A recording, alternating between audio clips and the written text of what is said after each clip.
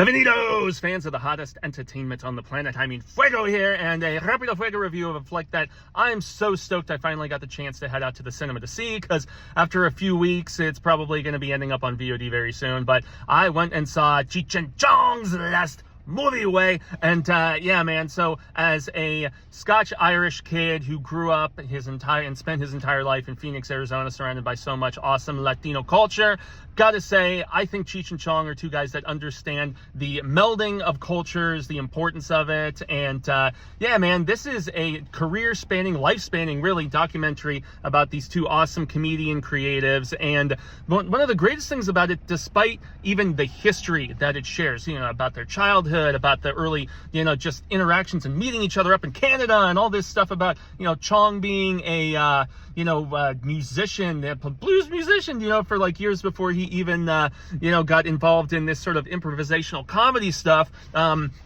It's also not just the history, but the transparency, because of the fact that this movie does some things, warts and all, that I was not expecting, like having Chong's first wife show up in a cameo, which was just crazy, and also the guy who essentially discovered them and was their initial record producer, and a guy they had this big falling out with after he directed Up in Smoke, man. And I didn't really understand the full extent of the popularity of CHEECH and CHONG until watching this movie and seeing the sort of numbers that film did, the amount of records that they were making, and, you know, the sales and like who they were opening up for, huge rock bands. They were the first hard rock comedy band, as the documentary proclaims and everything. I mean, it was on their debut album and stuff. But in hindsight, you know, I should have really realized this, because long before any of my interactions with grass or, you know, whatever, when I was a kid, my first, just exposure to CHEECH and CHONG, you know, was from my Reformed Baptist father putting on Santa Claus and His Old Lady around the holidays. And, you know, he is a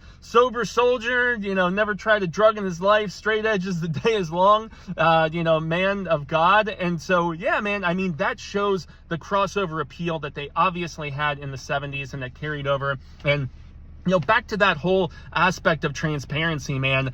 At the end of the movie, it explores their, falling out, which is very well documented in the press. So it doesn't just look at some of the warts and all of family life or whatever. It also explores their just creative collaboration and how power dynamic shifting really messed a lot of stuff up. And you can tell that even to this day, those differing perspectives still remain, because the film ends with a little bit of contentiousness that is most definitely not staged. And so, you know, it has a great message at the end about burying the hatchet, you know, just kind of mending those fences. And I highly recommend this to anybody who's a fan of these.